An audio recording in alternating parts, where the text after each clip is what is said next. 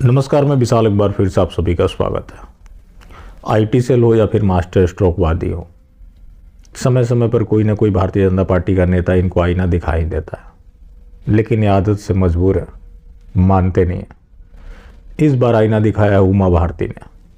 और कोई संप्रदाय या समुदाय किसी पार्टी का बंधक नहीं हो सकता। भगवान राम और हनुमान भी ये बीजेपी के कार्यकर्ता नहीं है।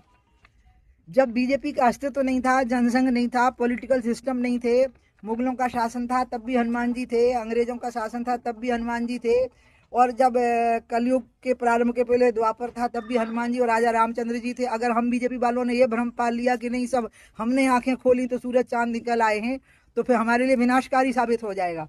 हमें इस अहंकार से मुक्त रखना है, हनुमान जी के रहना है। हनुमान जी का कोई भी भक्त हो सकता है। और ये बात मैं पहली बार नहीं बोल रही।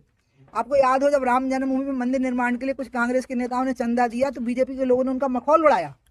तो मैंने तुरंत कहा कि खबरदार, जो राम भक्ति का मखौल उड़ाया किसी की, राम भक्ति पे आपने कोई कॉपीराइट नहीं कर लिया है अपना। राम का भक्त कोई भी हो सकता है, हनुमान का भक्त कोई भी हो सकता है, देशभक्त कोई भी हो सकता है।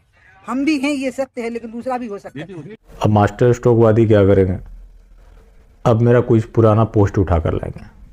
तो देखिए, अपना तो भैया कंडीशनल है। जब जो सही कहे, सही को सही कहना, गलत को गलत कहना, ना किसी से दोस्ती ना किसी से बैर।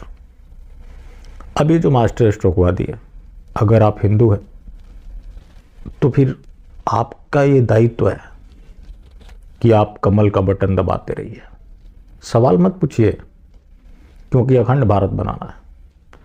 और ज़्यादातर जो मास्टर स्ट्रोकवादी हैं, उनका ये मानना है कि 2014 से पहले कुछ था ही नहीं। 2014 से पहले लोग बोल भी नहीं पाते थे। लेकिन इन मास्टर स्ट्रोकवादियों को कौन बताए कि कांग्रेस सत्ता से गई, अन्ना आंदोलन की वजह से गई। अन्ना आंदोलन के समय क्या नहीं हुआ था?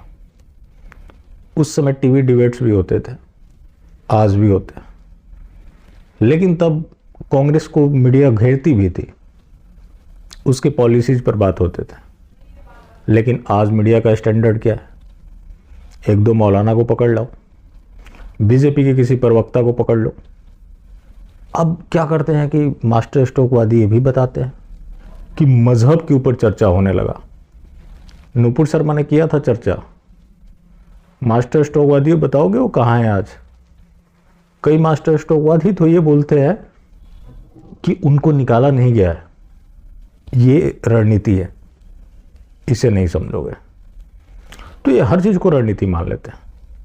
इनका मानना है कि 2014 से पहले कुछ भी नहीं था। और जब महंगाई की बात आती है तो मास्टर स्ट्रोकवादी बोलते हैं कि राष्ट्र निर्माण हो रहा है। उस राष्ट्र निर्माण में क्या हो रहा है? तृप्तिकरण। क्यों हो रहा है?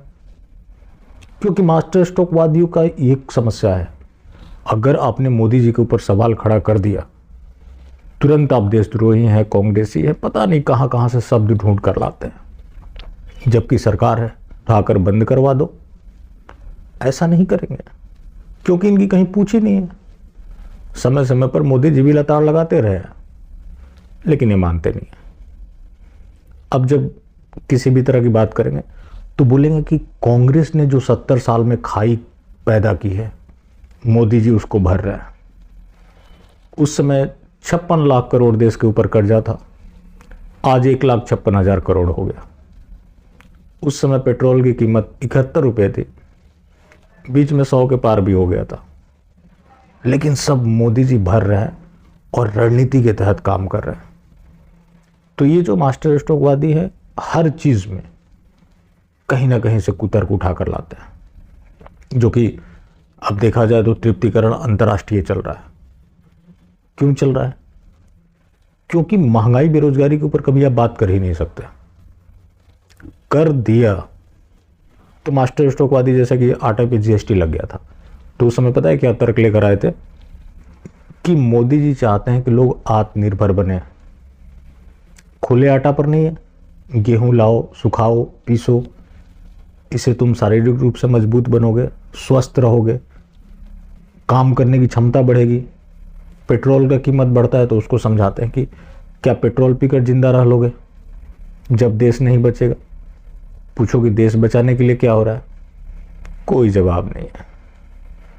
उससे भी जब थक जाते हैं तो मोदी जी पॉल्यूशन को कंट्रोल करना चाहते हैं। ये कैसे? तो जब पेट्रोल की कीमत बढ़ जाएगी लोग पैदल चलना शुरू कर देंगे। ये भी बताते हैं कि लोगों को स्वस्थ बनाए रखने के लिए पेट्रोल का दाम बढ़ा रहे हैं। इससे क्या होगा कि लोग पैदल चलेंगे, व्यायाम करेंगे, तो उनके अंदर फुर्ती आएगी, काम करने की टेंडेंसी बढ़ेगी। मास्टर स्ट्रोकवाद ये भी बताते हैं कि अभी क्या है, 5 साल बाद इलेक्ट्रिक व्हीकल आ जाएगी, सारे इलेक्ट्रिक हो जाएंगे, तब तक 5 साल आप बर्दाश्त करो। मतलब इनका है कि कहीं ना कहीं से कोई ना कोई कुतर्क लेकर चले ही आते हैं। बात रही देवी देवताओं की, तो उन सब के ऊपर भी इनका कॉपीराइट है। किसी अन्य ने पूजा पाठ कर लिया तो वो दिखावा है, ये करे तो श्रद्धा है। तो ये जो मास्टर स्ट्रोकवादी होते हैं, मैं इनके बारे में चर्चा क्यों करता हूँ? क्योंकि ये दुनिया के सबसे नीच और गलीज कौम है, जिसका काम है सिर्फ मास्टर स्ट्रोक तलाशना। कोई भी मामला हो उसमें मास्टर स्ट्रोक तलाश लेगा। स्थिति तो इनकी ये बन गई है कि घर में बलात्कार हो रहा हो उसमें भी मास्टर स्ट्रोक है। तो ये मास्टर स्ट्रोकवादियों की प्रजाति बनकर रह गई है।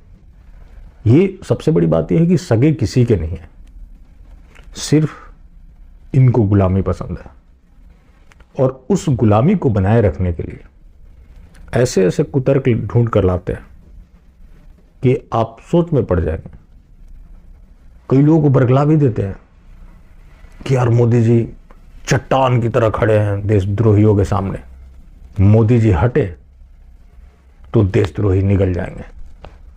मोदी जी जब नहीं थे तो सबको देशद्रोहियों ने निगल रखा था। मोदी जी आए, देशद्रोहियों का पेट फाड़ा और सारे लोगों को बाहर निकाला और इनके अंदर कंठ भी लगा दिया। मतलब उस समय जो भी सरकारें थी 2014 से पहले, उसके खिलाफ बात ही नहीं होती थी। उस समय एक चीज था, काला धन। मोदी जी का वो भाषण याद है आपको? मित्रों, बस एक बार सत्ता में आ गए ना, तो ये जो चोर लुटेरों के पैसे, काला धन जो विदेश में जमा है ना, उसको मैं लेकर आ गया ना, तो मुफ्त में 15-20 लाख रुपए यूं ही मिल जाएगा। जब अमित शाह से पूछा गया तो उन्होंने बोल दिया वो जुमला था। ये एक भाषण देने का तरीका होता है। अब उस शब्द के ऊपर भी रोक लग गया। असंसदीय शब्द है, बोला अमित शाह ने तो वो संसदीय था, बाकी कोई बोल देता है तो असंसदीय हो जाता है। अब आप जानना चाहते होंगे कि काला धन के साथ क्या हुआ? तो काला धन में 50% का उछाल आ गया, 30,000 करोड़ और जमा हुए, जो कि मोदी जी उधर से खींच कर लाने वाले थे। लाए तो नहीं, इधर से ही चला गया। लेकिन वो भी मास्टर स्ट्रोक है। वहां वाइट हो रहा है और उसको लाकर राष्ट्र निर्माण में लगाया जाएगा। कहीं दूध की कीमत बढ़े तो आप 2 रुपये के लिए चिल्ला रहे हैं और लड़ रहे हैं। उनके बारे में सोचिए जो शिफ्टों में खाना खा रहे हैं, क्योंकि उनको इस देश को आसमानी बनाना है। तो आप 2 रुपये भी बर्दाश्त नहीं कर सकते देश हित में। तो इस तरह का मास्टर स्ट्रोक चलता है। जैसे कि ये सारी जो बढ़ी हुई कीमत है, उससे जो पैसे वसूले जाएंगे वो सारा पीएफआई के विरुद्ध लगाया जाएगा। अब मास्टर स्ट्रोकवादी भी बोलते हैं कि बैन हो गया, एसडीपीआई चल रहा है, तो बोलेंगे कि नहीं, वो पॉलिटिकल पार्टी, उसको बैन नहीं किया जा सकता। बहुत अच्छी बात है। 2018 में इसी सरकार ने पॉलिटिकल पार्टीज के जो भी चंदे हैं उनको एम्बिट से बाहर कर दिया। आरटीआई के जरिए आप उनकी जानकारी नहीं ले सकते। तो पीएफआई का जो काम है वो तो चल रहा है। अब इनका तर्क सुनिए। इससे तो ये हो जाता है कि किसी भी टेररिस्ट ऑर्गेनाइजेशन को अगर कोई इलीगल एक्टिविटी करना है तो सबसे पहले पॉलिटिकल पार्टी के लिए रजिस्ट्रेशन कराएगा, जो कि सबसे आसान काम है। भारत में 5400 पॉलिटिकल पार्टीज हैं, आप भी जाकर रजिस्ट्रेशन करा सकते हैं। तो ऐसे ऐसे कुतर्क लेकर आते हैं। लेकिन दुर्भाग्य की बात यह है, या कह लीजिए सौभाग्य की बात है, कि इन्हीं के नेता इनको चाटा मार देते हैं। इनका मानिए तो हर चीज़ 2014 के बाद बना और हर चीज़ के ऊपर कॉपीराइट भारतीय जनता पार्टी का है। चलिए, बाकी जिंदा रहें तो फिर मिलेंगे, और मिलते रहेंगे तो जिंदा रहेंगे। मिलना जुलना जारी रखें, लेकिन हाँ, मास्टर स्ट्रोकवादी बिल्कुल भी ना हो।